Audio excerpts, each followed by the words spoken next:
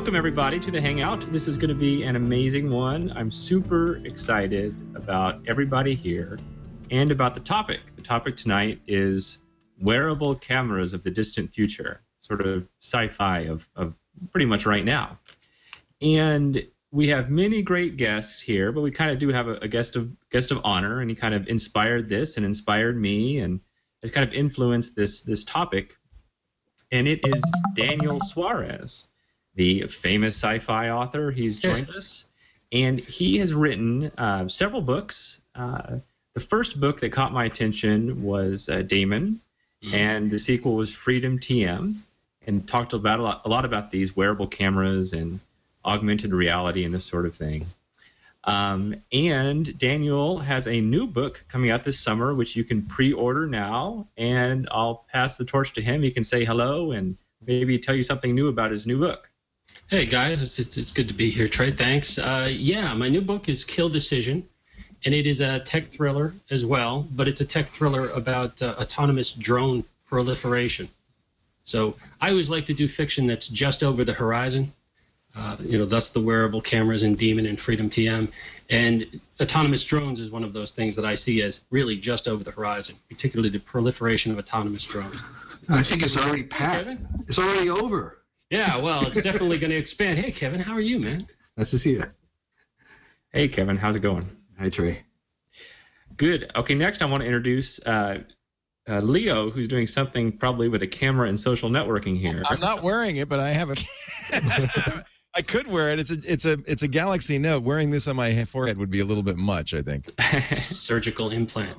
There was a... Hey, Leo here. How you doing?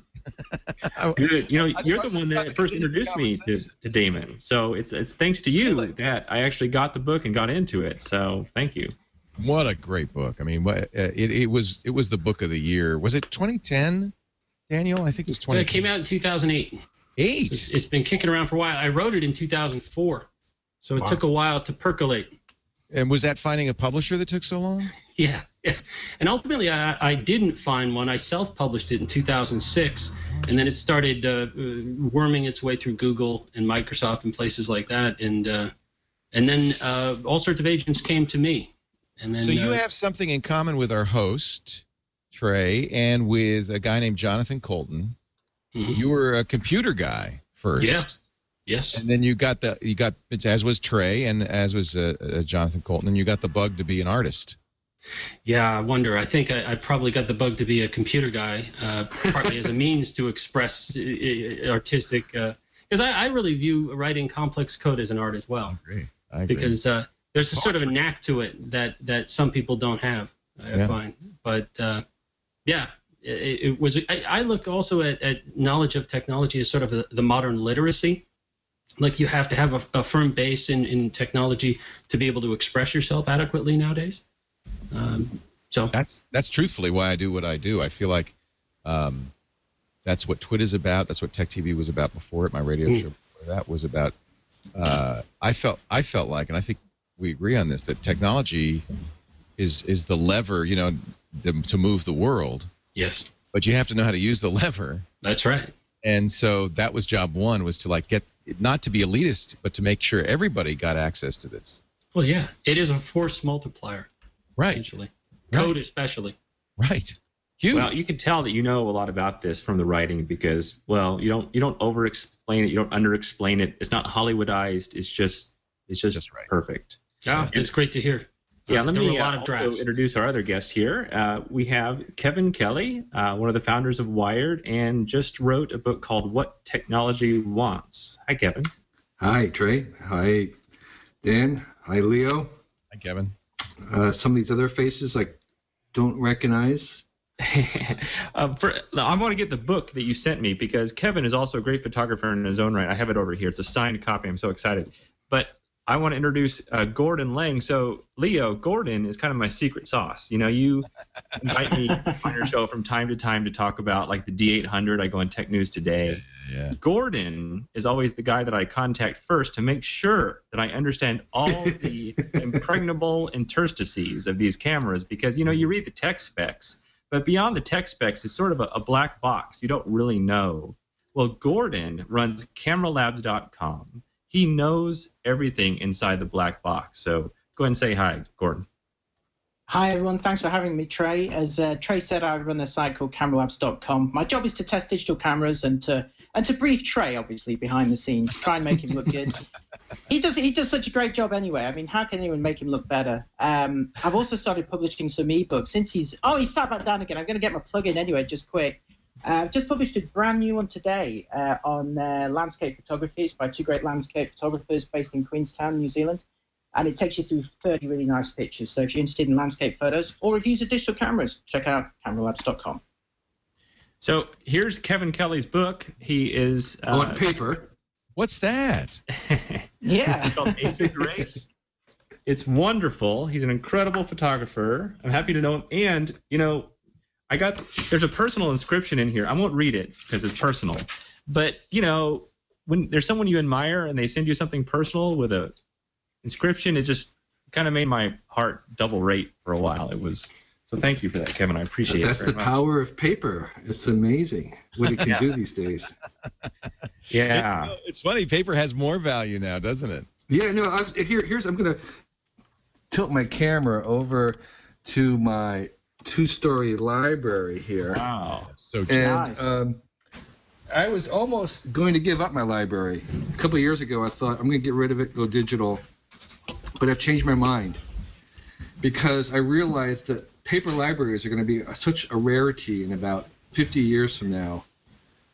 And if there's really nothing like this, you know, batteryless random access book that is going to have a power in 50 years, this is actually the time to make a library because you can buy books for $1 on Amazon. Right. And you could make this a fantastic collection. Brewster Kahl's buying remnants from Amazon by the truckload. And really? Yes. And he's scanning them and then saving them. But here's a warehouse where he's stockpiling 1 million books in Richmond, a warehouse in Richmond, California, on pallets and containers inside this warehouse, buying them for almost nothing. And they're going to be so powerful in 50 years from now. You just walk down these rows and you have all these books. They'll never go out of date. They'll always be readable. They're sitting there without any extra power. They're random access. They're really incredible. So anyway, I'm like Gordon, really trying to make as many ebooks as possible, and I'm sure Daniel is, you know, probably has more readers soon electronically than on paper. But I think there's something about paper that's really very powerful. You know? I feel really lame sending you a PDF earlier, Trey. I couldn't sign it or anything. No, but I'm fully, I feel terrible now. No, Isn't the value of it, though, that it's arcane, that it's archaic? No, here's what it is. It turns out, we did this study at the Getty Museum trying to figure out how to store digital stuff over long term. Digital is really great for replicating in time, right, across everywhere, but it's really horrible about replicating over time, like over 100 years. And it's what I call, what you need is not storage, you need movage, because you're constantly having to migrate it to the next thing, and it's constantly moving. Right. It's the only way it survives. And that movage is actually hard to imagine how, the only things that get moved are things that are loved, they get attention. And so this issue of actually how you keep digital stuff going over time is actually not easy to figure out. And I think that has some impact in what we're talking about, you know, wearable cameras. Okay, where's all these images going? Where are they going to be stored? You know, and once you have these pictures, how do you move them into the future? How do you move them so that they stay relevant? And I think just capturing them is sort of an issue. That's a big thing. But making sure that they continue in time, that's a more complex problem. These are all wonderful thoughts. That's why I love Kevin, because I feel like sometimes a good question is better than a good answer. And yeah, I'm good at questions. I don't have very good answers. That's a journalist's job, is to ask questions. Yeah. Well, I want to get started with Daniel here and ask him something. But first, let me explain something so we don't lose half the audience. What are we even talking about here? Because we may take it for granted because we kind of stew ourselves in AR and we don't really, we might take it for granted. So largely we're talking about the sphere of AR or augmented reality. And this is a possible future, or in fact, a probable future that humans will move into, at least those that want to be connected, like those of us on the internet. And the first iteration of this will probably be some sort of eyeglasses type system that have an extra layer on top of the reality you're seeing, the augmented reality, where you can see, for example, you look at something and it's an internet connected set of glasses. So you might see an old friend, you don't remember their name, it might show their name. You look at a flower, you don't know what it is. It says what kind of flower it is and tells you about it. Maybe there's something in the distance that you can't quite make out. Well, maybe your right lens zooms in on it, and so you can identify it, or maybe the internet helps you identify it. You can share your stream that you're seeing with other people. So the whole area of AR is very interesting, but we can take it in any direction. These hangouts are very, very freeform. I'm particularly interested in the camera side of it, how it might work. What's the difference between just streaming just raw data versus people like me that might want to use it to make art and share it in kind of a real-time way? All that's very interesting to me, and it was all spurred because of this book Daemon by Daniel. And he just said in the little pre-show that he started writing this back in 2004. Yeah. So, yeah, what's it been like? How has the world unfolded to you? Is it kind of going in the same direction that you anticipated it, or is it sort of on a yes and no? Parallel? Yes and no. And actually, Kevin actually does a great job in this, in what technology wants, and that is when a technology's time has come, there's really no stopping it, and it is going to move forward, and we can adjust the direction it takes somewhat. And I do think augmented reality, wearable cameras are like that. The form factor has shrunk down to such a small degree, ubiquitous connectivity with wireless cameras and headsets. It's an obvious thing now, sort of like at some point when the gasoline-powered engine came into being, it suddenly became easier, and then in rapid order we were flying because we finally had an engine that could give us the power to do that. So I think augmented reality is just like that. I would also think that we're really in the second generation of it already, because I know a lot of people use smartphones and they'll use things like LAR and products like that to look at various augmented reality layers. And I think it more and more is going to be built into the form of an object. Let's say heads-up glasses like the coming Google glasses or Apple heads-up displays that people are working on. And it's going to be seamless. And that's part of my concern, is that walking around with advertising popping up would be irritating. So that goes into the decisions we'd have to make about what we're willing to tolerate, whether it's going to be very intrusive, how we make the balance between utility and also feeding something back to the people who will pay to create it. And I think we see that already now with social media. People giving up a great deal, and maybe they'll think about that later, what they're giving up in terms of privacy to be connected. And we'll see that in a much more graphical way in augmented reality. Because I think the thing that is interesting to me about augmented reality is it lets you see the data that might be affecting your life. And when I was writing Daemon, that was the interesting thing to me, the idea of seeing the data in the same way you see your environment in three-dimensional reality. I might see a car coming towards me and know to get out of the way. And if I see some sort of data event coming towards me in three-dimensional reality, I can know to defend myself. And that was an intriguing notion to me. Because certainly data does rule our modern lives. So being able to project that in geospatial, in a geospatial environment seemed really important to me. And I think we're almost there. One of the cool tropes for people who haven't read the book is that as people walk around and you're in this data sphere, you see a game style bubble above their heads that show their hit points, their experience points, their level, their reputation. And I think that's so cool. And that's a really good example of augmented reality being more than just, here's the Wikipedia entry for this, or here's this guy's 2 kids. It actually enables something like a reputation system, which couldn't exist without that. Right. And it's also very clear that I think having that data, having numbers and that quantification also lends itself to the gamification of all kinds of things that right now would be very difficult to do. But when you're walking around and you have numbers, the first impulse people have when they have numbers is to make them higher. Right. Right. So, okay. So we got these numbers. How high can I make it? And not suddenly you're in a game and you're being awarded points and you're carrying around your levels or whatever it is. And I think that, again, some of what Dan's book goes is a little bit kind of exploring that.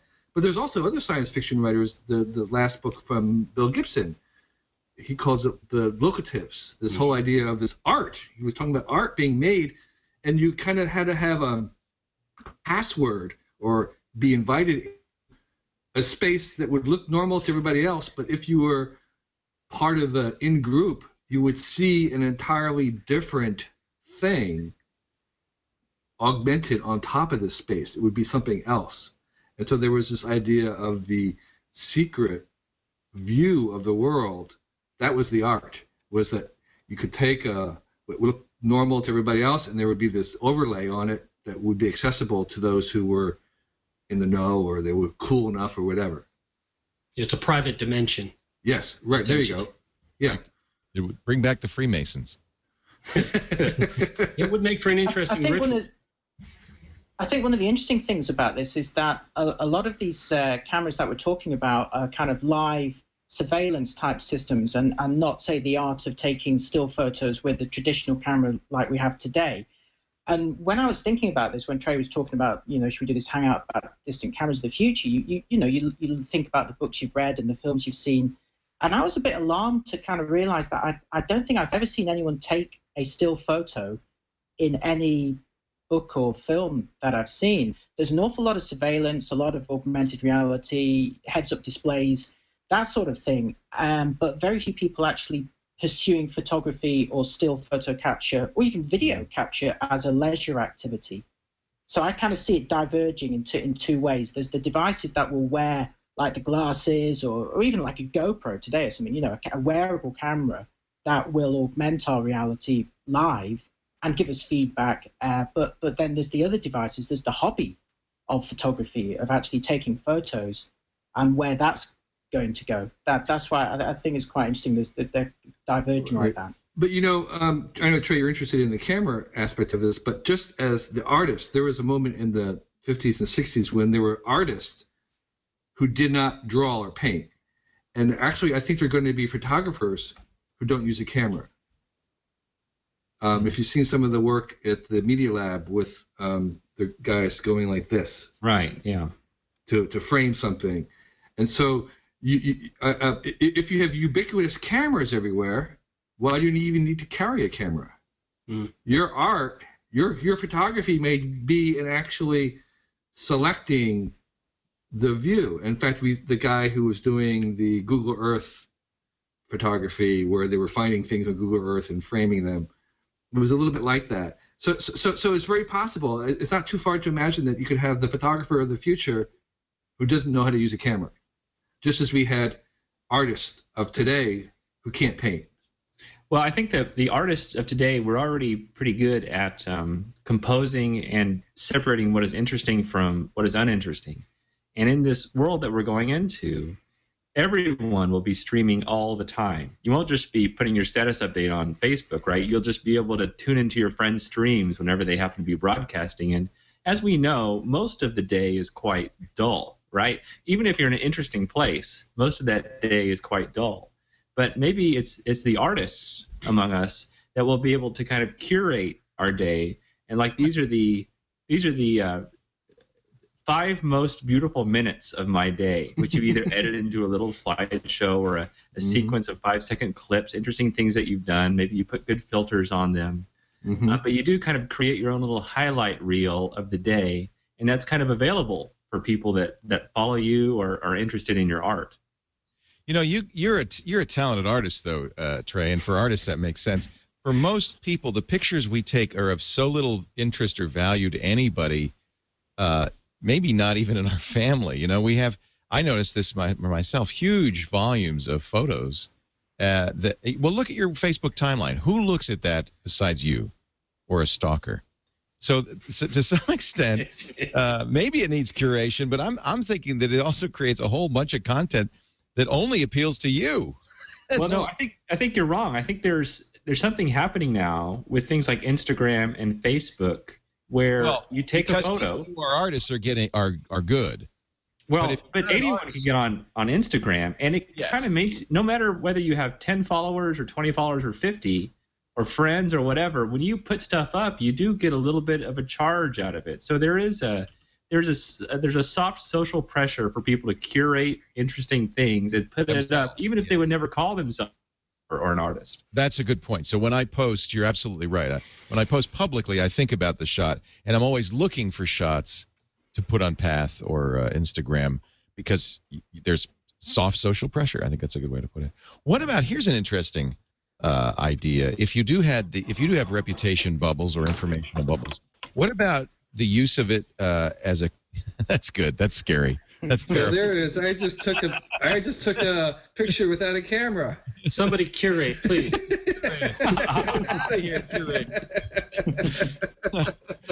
What about the use of reputation for societal control? Couldn't people? Because Kevin Kelly brought up this really interesting idea of gamification. You're right. We're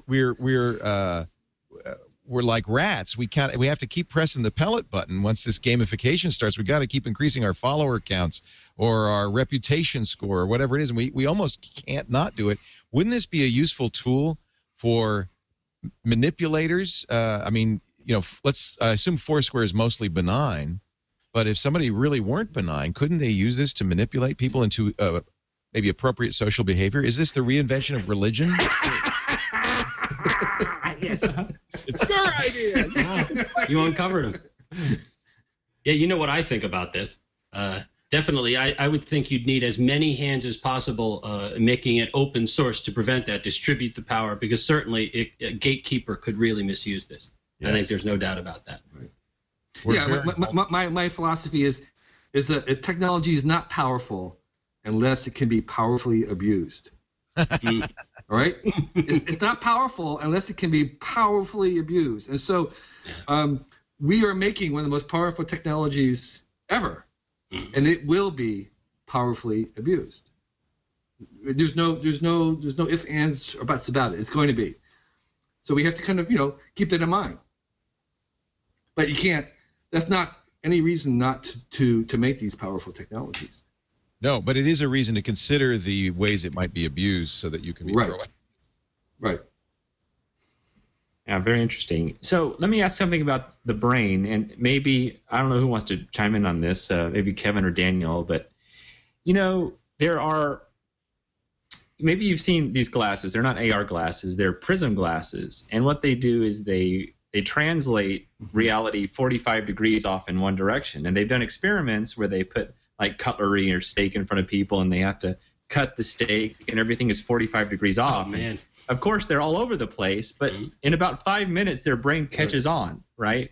And everything is distorted, but they do it perfectly. And then, I was thinking, I used to be a big Quake player, and to be an effective Quake player, you would change the default FOV, the field of vision, from 90 degrees to like 130 degrees, so you could see even more. Well, and after a while, your brain actually got used to seeing 130 degrees. So if you have these AR glasses, right, and you're taking a picture basically in front of you, could you train your brain to see 150 degrees, 180 degrees, or even 360 degrees? Can you have your brain process that much information? So in other words, you're augmenting your field of vision through these glasses, and then you're processing more information.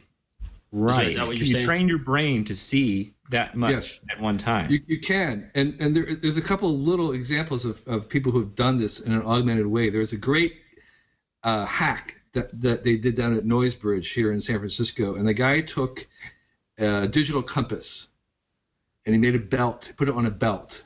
And he put little piezoelectric buzzers on his belt around in a compass. And what the belt would do, it would indicate where north was. So after wearing this for a week, he had an intuitive sense of exactly where north was all the time.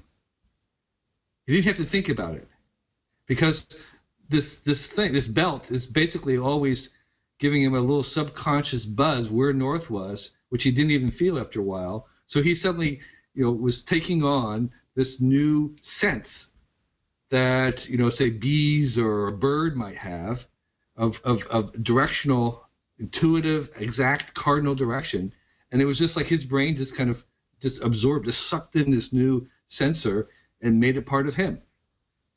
And he was just, you know, he said he could just, you ask him where north was, he would say, you know, right there, exactly where it was. Wow. But we see that all the time, of course. We see upside down, for instance, but we don't know it. Right. The brain's amazing at that kind of thing. Yeah. So I think it's a really great vision, Trey. I think you're exactly right that one of the things you'll see is that people seeing infrared, ultraviolet. You know, if you wear special glasses and you wear it long enough, you'll be able to see in that new sense and to acquire augmented senses. Oh, I love that. And so it's not just augmented reality, it's probably augmented senses. This is sort of, I think, the extended self. That's what we're doing, is we're just extending our self into all these other dimensions and senses. And those glasses or the other things that we're wearing will be part of that. Kevin, talk a little bit about your thoughts on screening and streams and this sort of direction that we're already going independently of AR, and how that will probably collide with it. So there's the whole life streamers, life loggers. There's Gordon Bell at Microsoft, who wears the little the camera on his chest.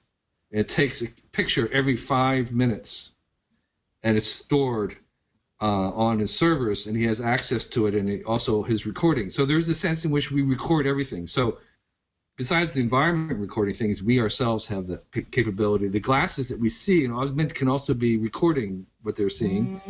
And that idea of making your live stream, so you have a complete record of everything you see, every conversation, every keyboard, and you kind of craft a stream through your life, and everything's arranged chronological. This is David Galertner's idea of the life stream.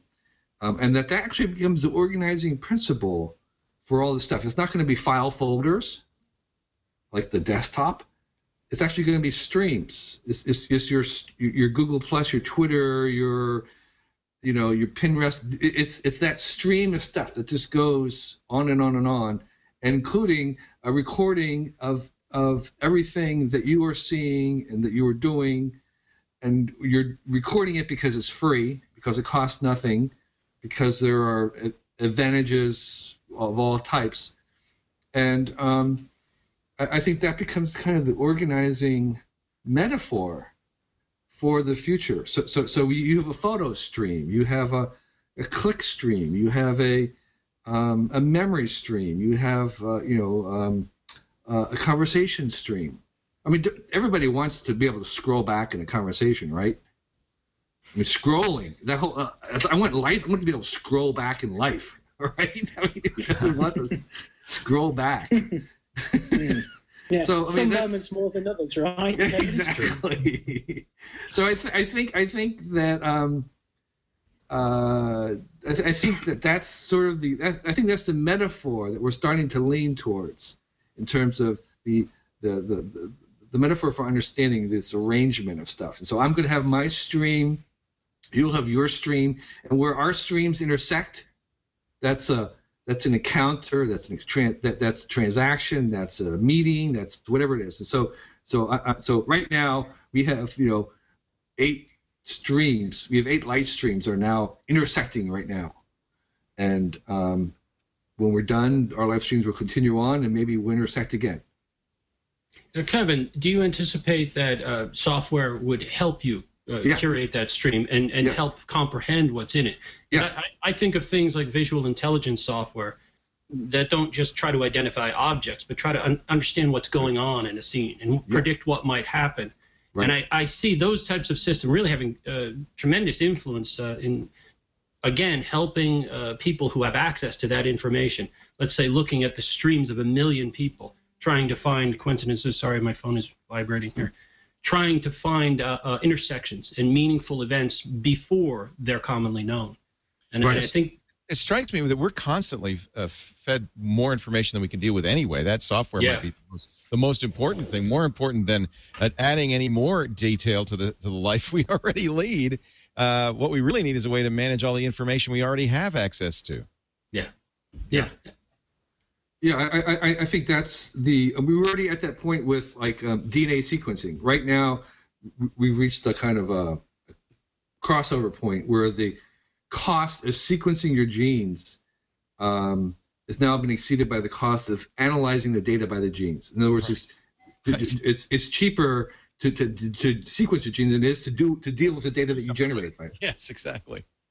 And I think that's where we're going to be headed towards, where it's like it's going to be cheaper to take a picture than it is to process a picture, which talk about Trey about that, right? I mean, in terms of time, we're already there. We're already there. That's what the internet did. The internet opened a fire hose straight into our mouths, and now our big challenge is what the hell do we do with all this stuff? Right. Yeah. Right. We're already there. Well, I think that we're finally at the point where we can rejigger our own personal Dunbar 150, right? Because kind of accidentally filled up our village with whoever Hollywood has been jamming into our living rooms, right? They've, Angelina Jolie and Gilbert Gottfried and all these people have accidentally become part of our village. They don't need to be there, right? I'm replacing them with Kevin Kelly and Daniel Suarez and people that the internet are helping me to curate. Exactly. Yeah. Yeah. Well, just wait till I start dancing. Dancing filter. Oh, it's great. I can't wait. So, Leo, you're the most hardcore of all of us in terms of streaming your life. Can you ever foresee a point when you're like, it's too much. I got to dial it back a little bit. Well, it's a lot easy. No, actually, it's really easy to put it out there. It's consuming it. As I said, the fire hose is easier to spew than it is to drink. And I really think that all of the most interesting stuff is going to happen in managing information. I mean, a good example is Twitter, which is both a tool for creating new content and in some degree a tool for managing that content. Very rudimentary, but getting there. What Twitter ended up being, besides the fact that it became a fire hose of its own, was a way for people to curate, to kind of auto-curate stuff for me. And I think that I think that's an unintended consequence of Twitter. But I think that's where things are really going to get interesting is how to, and I think it's humans that need to do it. I think algorithms are not very good at curating, but that's why. I think that's why we're so interested in social. It's not so much we want more pictures of our friends, as we want our friends to help us manage this influx of information. Right. So speaking of kind of streams and cameras, yesterday Stephen Levy, the Wired author, challenged me with a bet. He made a wager. And his wager was that in 10 years, more than 50% of video would be live video. More than 50% of the video on the internet would be live. And I was just wondering, so that I took the other side of that bet. You bet against that? Yeah. You're crazy. Tell me why that's going to happen. I made a bigger bet than either of you. I made a $1.2 million bet building this studio all around being live. All of our revenue, every bit of our revenue as a podcast comes from non-live downloads. Very small fraction of it comes from live. But I'm with Stephen because I think there's something about live that's so compelling. It's normal. It's human interaction. It's rough. It's real. It's authentic. And it's happening right now, and people know that. Something in your wiring in your brain knows the difference between watching the Grammys last night, 3 hours delayed on the West Coast, versus watching them live. It was a dumb thing the Grammys did, and the Oscars don't do that, by the way. They live, and they know the difference. So that would suggest then to Trey's question that what we would see was photographers photographing live. Yes. It's happening already. You would pay to watch them basically do it live. That's how Scott Kelby makes a living. Right, Trey? Aren't there a lot of people doing this? There's live workshops everywhere. Yeah, workshops. I mean, they're actually doing their art. Well, that's what they are. That's what they are, really. People will watch them work live. Absolutely. And that's what Google Hangouts. I think the success of Google Hangouts is exactly that. Well, if you have 100 million people having wearable cameras, and you have a lot of 100 million points of streams of live video, that's where you really get into the power of imagine using a Google search engine that searches reality as it's unfolding. Right. That you have visual intelligence software that somehow interprets all of these streams and then helps you categorize and find it. Humans are voyeurs. Yeah. So Daniel, give me an example of what something might happen with that, with that kind of a. Well, I was actually, one of the things that I was looking at in my next book, I won't try to plug it, was that idea that if you put visual intelligence and you plug drones into the streams of video coming through, you plug them into social media, and you give them autonomy, and of course you give them an insect-level intelligence.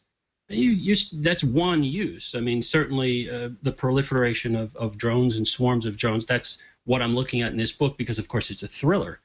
But you can look at it like a spectrum, everything right down to advertising.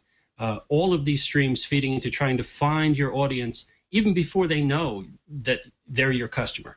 You're able to use algorithms perhaps to identify them. If you have hundreds of millions of people with this live stream, and you're able to interpret what they're looking at. So this is perhaps extreme, but I can imagine you might be doing something, climbing a rock, and suddenly you get this email saying, "Do you need a piton?" And then one example printer spits it out, right? Yeah, you might need one. So in your pocket. Yeah. Or someone selling you a video of the guy who got stuck under that rock in Utah. Yeah, that's probably more likely. Yeah. Would you like to stream it now? No. 120. Yeah, don't show me that video. You have a modal dialogue box and you're trying to get a piton out. It's just not good. Daniel, do you think it's possible that we may not necessarily be streaming off of our AR glasses or whatever devices we have attached to our person? Do you think that we might have our own personal drones that go with us and are recording this information sort of from a third-person perspective? Oh, like a familiar? Yeah. A floating familiar? I suppose, although I'd imagine there have to be some etiquette growing up around that in restaurants. No drones. No drones in this section. The no drone section. No droning. Yeah, really. Remember when Justin started Justin TV? Yeah. So what happened? Why didn't that take over the world? I think he got tired of it, but I mean, it was very compelling. And Jenny Cam, going even back before that, it was very. But I mean, why didn't others take it up? That's interesting. I don't know. It's cumbersome. Because it's, well, no, I think mostly, who was the guy who started pseudo.com and did that? Josh, is it Harris who started Josh that? Harris. Josh Harris. Yeah. He did the exact same thing in 15 years ago, 10 years ago, in 1991, something like that, or 92. Mm-hmm. He wired an apartment with cameras everywhere, and it took a huge personal toll on his psychology. Yeah. And eventually he just had to quit. It takes an unusual person to be on camera all the time. There was even before that, there was, Mann, right, the guys at MIT, right. Steve Mann walking around with his cyborg thing, and another guy who was doing it for a couple of years, broadcasting the whole thing live. It was wireless. I mean, it was everything that we're talking about 20 years ago. And he used to... This is where curation does become a little bit important. For instance, I'm thinking about this hangout, which is so great, and the conversation is so great. And Trey, thank you for this show. Yeah, sure. And I'm thinking, well, gosh, I should just do hangouts all the time. And then I realized, no, there's a problem, because this is where moderation and curation is an important thing, because we could just have a hangout going all the time, but it would get chaotic in the same way that real life gets chaotic. So this is, you started this conversation, Trey, and I think you hit something there when you used the word art. That's what art really is. It's curation, isn't it? In a way. Yeah, I think so. And you can't have like a steady stream of being maximally stimulated all day long, right? It's nice to have ups and downs, like a child, really. All children have ups and downs, and you have periods of excitement and periods of sadness. And the same thing happens as an adult. We are sort of these circadian creatures still, and we do like to schedule certain things. And if you could be part of a live event, even if you're not necessarily there, I think all the people watching now live feel like they're at a coffee shop with us, and they're sitting there just kind of watching the conversation, not really participating, but they feel like they're there. Yes, but it is carefully curated. Ira Glass talks about this when he talks about This American Life. There are beats. This is what actors call it. In radio production, you might use the same phrase, of about 40 seconds where you have a beginning, middle, and an end. You go up and down and up and down. And whether it's conscious or unconscious, a true artist creating television, radio, live streaming, photography, whatever, is conscious of this, what you talked about, these rhythms, and is in a way guiding the viewer through this. Unguided, uncurated video maybe isn't very good. Well, you can see that on YouTube. You just go to any random YouTube thing, and it's awful. But the curated stuff is really good. But the other thing about curation is that it's not just choosing the best bits or choosing the right people to present it, but also choosing the right mediums to consume it. It doesn't have to be video with sound at a certain frame rate and frame shape. It could be a still photo. It could be music. It could be, and like Trey was saying, there's ups and downs. For me, when I'm consuming media, it's important for me to not watch TV the whole time. Sometimes I want to do some stuff on the computer. Sometimes I just want to listen to music or read a book. So, the curating process is also about the means by which the information is presented for me. Right. Hey, Gordon, let me ask you about some of the tech here, because I know you love going tech crazy. I don't know if we're really still sticking to Moore's Law or not when it comes to processors. They say it's gone. I don't really know. It kind of seems to be close enough for government work. But let's look at the iPhone 6 or the iPhone 7 or the iPhone 8. You can get so much into this tiny little camera now. Is there really any scientific limit as to what you can do with the tiny little lens? Well, I think it's more look at it the other way in terms of where do you want it to go? Rather than letting the technology drive us, let us drive the technology. And one of the most interesting things that happens whenever, you see, photographers are very old-fashioned, traditional people. A lot of them are.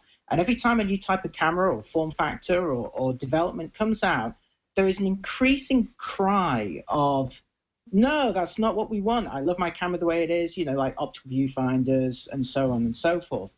And that got me thinking that while I believe the whole kind of augmented reality tech can go really as far as you want it to go, it could be, drones, it could be surgical, it could be, it could go way, way, way forward.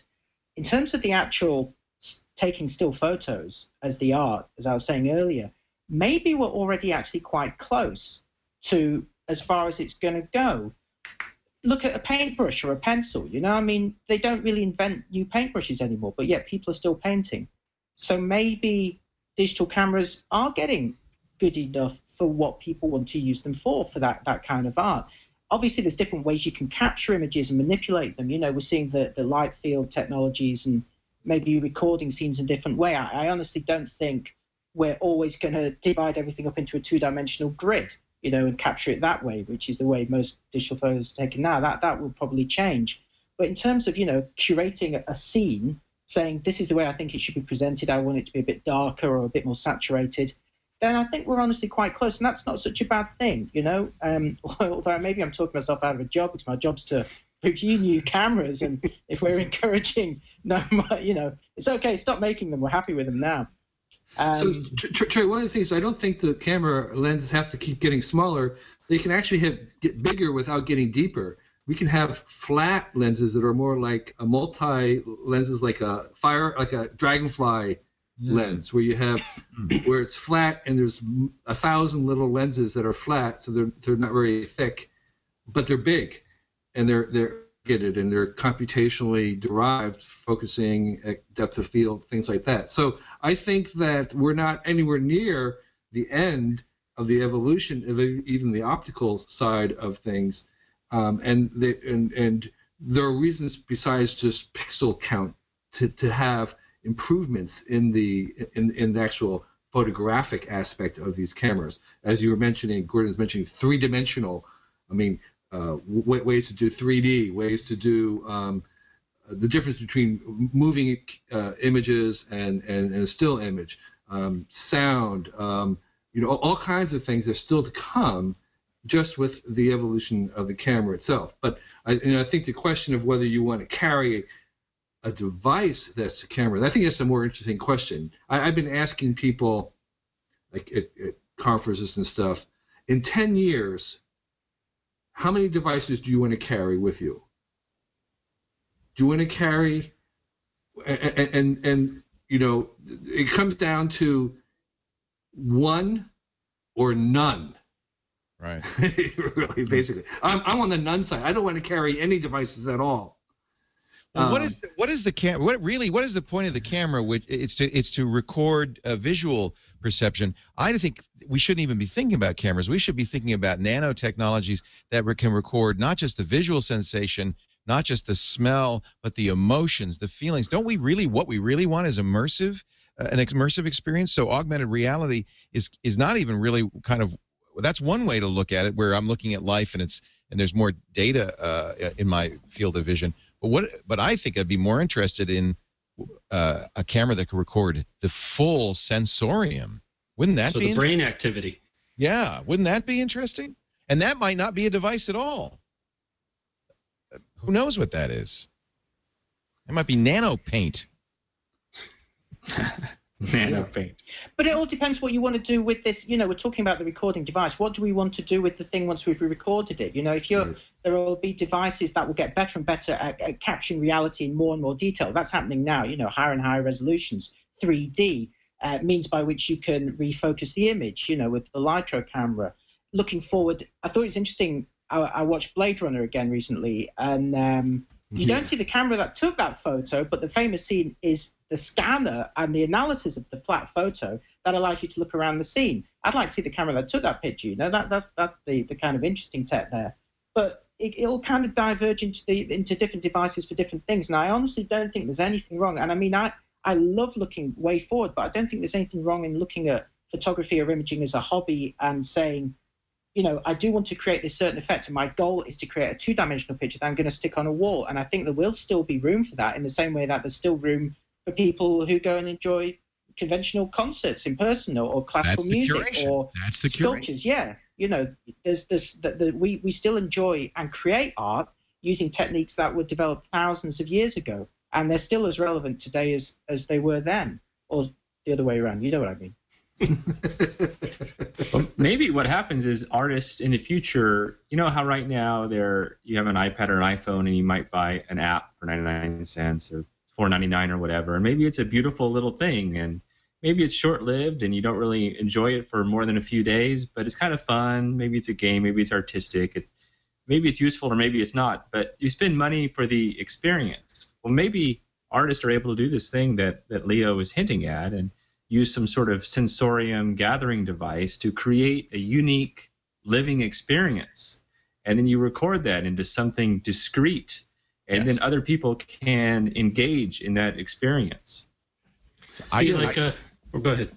I guess the summary would almost be that we can assume that technology will bring us that, and that what really the job of humans is, once again, to curate, to make art out of this. So at some point, artists will have an unlimited palette, and so you know, just as when you first took photographs, you had a very limited scope of what you could photograph, and it's gotten better and better and better. We can assume it's going to get better and better and better, and now it's up to human. I think it's always going to be humans. I don't think it's algorithmic. It's up to humans to create art out of that.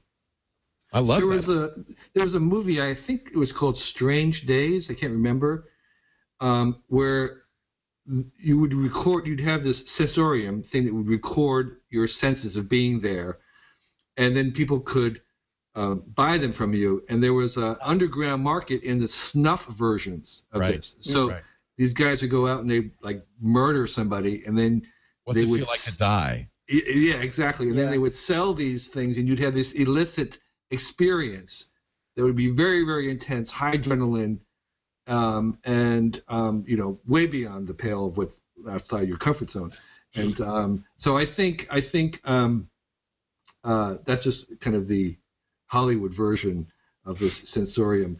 But that, you know, I think you're right. I think photography would be included, or some aspects of it would be included in that kind of recording as many senses as possible. But you know, hey, there's other guys on this hangout that we haven't heard from. Can we hear from someone else? I feel like we're monopolizing the conversation here. Sure. This is our bearded friend in the second square. This is Dave Effer, our producer. He happens to be a big Daemon fan. I am. Cool. It was I don't read that often, but I got recommended a Daemon by two people, Trey and another friend of mine. So I started reading it, and my friend loaned me the book, and he needed it back, and I just started reading it a couple days before I gave it back, and then so I immediately got the Kindle version, and I plowed through that thing in no time. Then I got Freedom and plowed through that.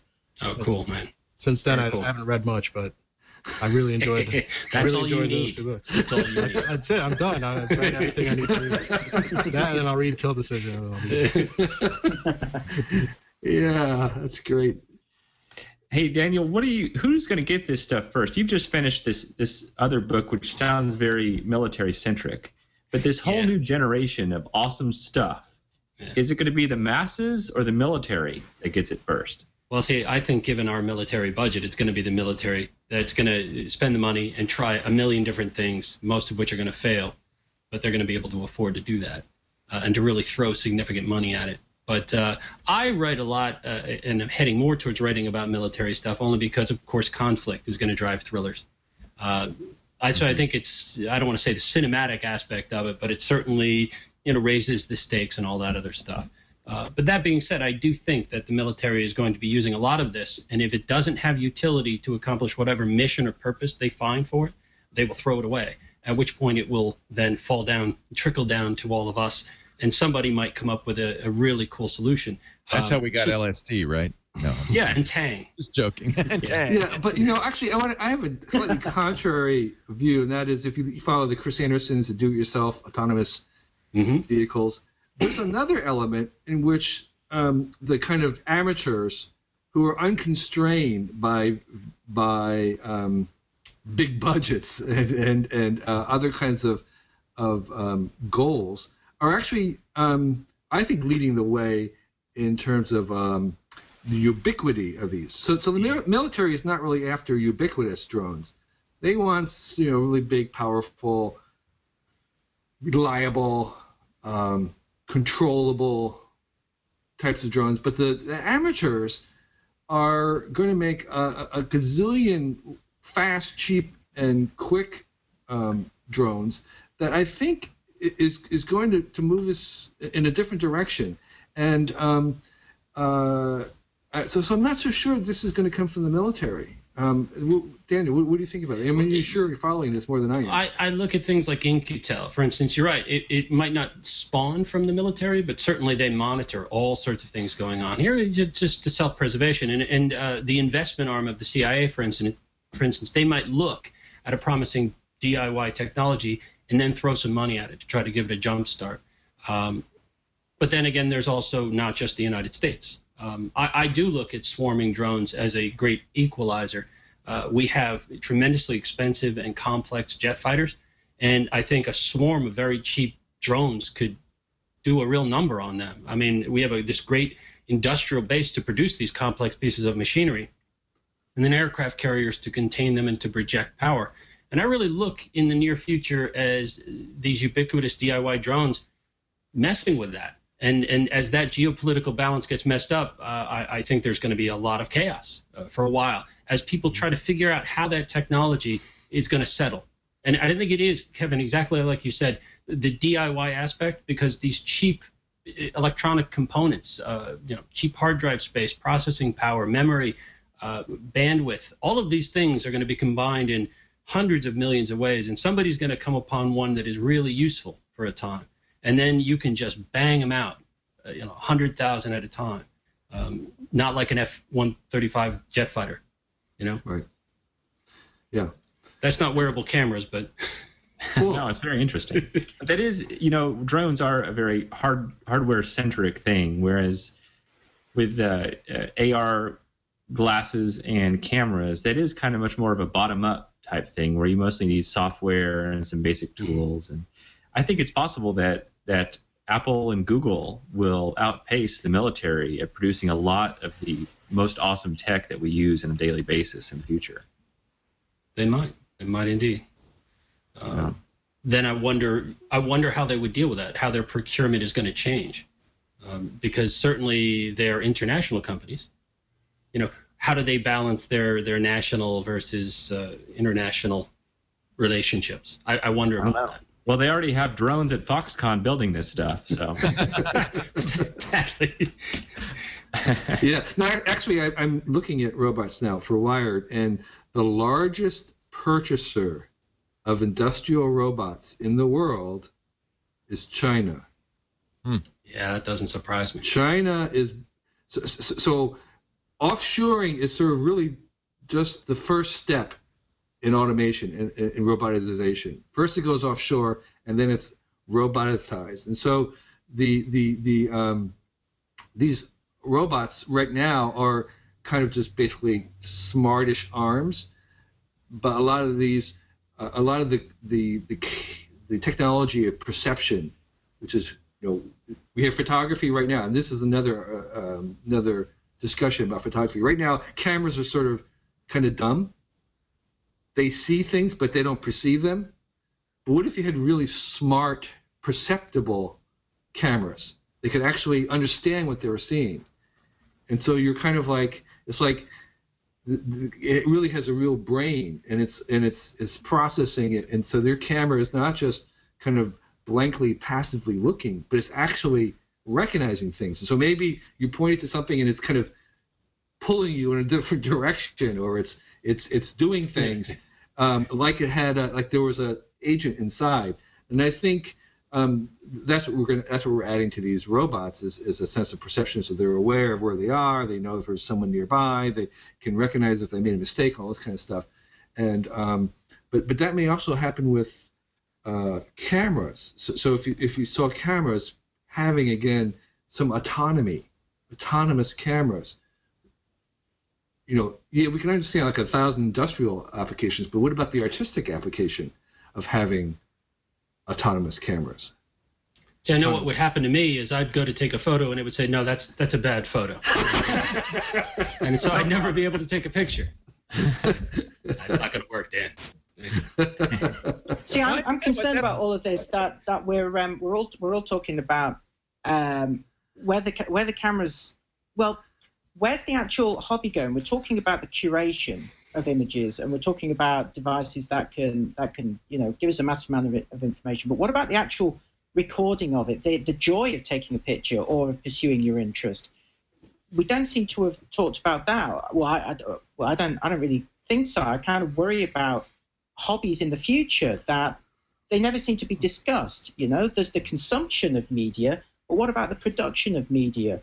What are we going to be using to create these things in the future?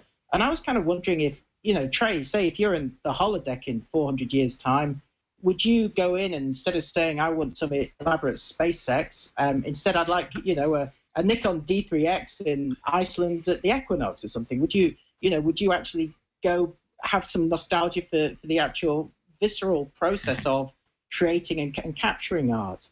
Well, that is what all there is a strain of computer scientists that feel like we're all inside of an ancestor simulation right now, because once we all sublimate into the digital ether, it becomes a bit dull. So the only way we can find an interesting life is to inject ourselves into the life of an ancestor. So maybe that's what we're doing right now. Sounds Mormonish. I don't know how. Mormon technology. No, but Gordon, seriously, I wouldn't worry about hobbies and art in the future, because I think creative people will always end up getting bored and just find ways to remix things around them into something that's interesting. When I'm 40 now, when I was 20 and doing computer science in college, I didn't know that in 20 years I would be taking digital photos and sitting in Photoshop and using various tools and moving pixels around. And I mean, it's ridiculous to even think about that. So in 20 years, who knows what we'll be doing, but it's going to be awesome. Well, how was that migration from a physical emulsion film to digital for you? Was that very traumatic? I have a photographer friend who just swore he would never go digital, and of course he did eventually. No, in fact, it wasn't traumatic at all, because I never did film. I think I just dated myself there. It's actually kind of interesting. I know a lot of people like me that just jumped right to film. And there's another interesting example outside of photography. I don't know if you know, there's a famous composer named Hans Zimmer, and he does the music for Pirates of the Caribbean and Batman and Inception and all these great Hollywood hits. And he jumped right into digital. And if it wasn't for the computer, he couldn't compose the music the way he wants to compose. So there's a whole host of creative people. Not that I'm putting myself in his magisterium, or anything, but there's all kinds of people now that have jumped right to digital. Just like my son, who's 11 now, he'll jump right into something. Like right now, he pretty much spends all of his free time in Minecraft. And I encourage it because this is a virtual world in which he is picking up blocks and he's reconstituting them all in different ways. And none of it really exists, but he's just playing and coming up with crazy inventions with his friends. And they're not even playing the game the right way, but there is no right way when you're just taking virtual things and reconstituting them into something else for a playful purpose. So who knows what's going to happen in 10 years? Yeah. You know, Daniel, it's a lot less stinky anyway. Not processing. I don't know if any of you actually had your own chemical darkroom, but I don't miss the stink anyway. Yeah, I made the migration, and I good riddance to film. It was immediate. Okay. Immediate. It was like, oh my gosh, this is so much better. This could do anything that film can do. You can just fake film with it. I can make a long list of all the advantages to digital. Lighter cameras. I mean, I would have killed to have kind of a camera that I have now instead of carrying around, two bodies, because 2 ISOs, two bodies, 5 lenses, 500 rolls of film. That's right. Amazing. And you can't look at them until they get developed. You can't see them. Oh my gosh, it's just terrible. Really, I mean. It's like, you can imagine those guys in the out west carrying the great big view cameras and the wet plates. Mm-hmm. It's like, who would want that? Yeah. You don't. It's not good. It's not really. There's no nostalgia for it for me. And I think we'll probably look at what we have right now, and in 50 years, and people would say, I can't believe that they had those little digital cameras that that you actually had 2 ounces. Yeah, they had moved little buttons around. Oh my gosh. Well, it's been about an hour, so I'm going to go ahead and wrap it up now. And I wanted to thank you guys. But first, let me plug another show on Leo's massive Twit network, Twit Photo, which comes up tomorrow. And Leo and Catherine are going to have on a wedding photographer. His name is Jerry Gionis. Thank you. Gionis. What's his Twit stand for? I don't know Twit. This Week in Tech. Ah. It was the first show that we did, Kevin, and then we decided to name the network after our best-known show. And I like it because it mocks us. Oh, I get it now. Okay. Well, thank you for having me. Yes. Well, thank you, everybody. And thank you for taking it in so many wonderful random directions. I'm interested in everything. I could talk about this stuff for the next 10 hours, but I think often what is beautiful and interesting is also ephemeral. So with that, we should probably bring it to... like all art, you need to know when to stop. And this again with the curation. Right. Yeah. Pleasure, guys. Thanks, everybody. We can just wave goodbye and we'll just cut the broadcast. I can't wait to get your book, Daniel. Can't wait. Cool. I will send you one. Book. Take care. Great. Thanks, Kevin. Thanks, Daniel. Goodbye. Thanks.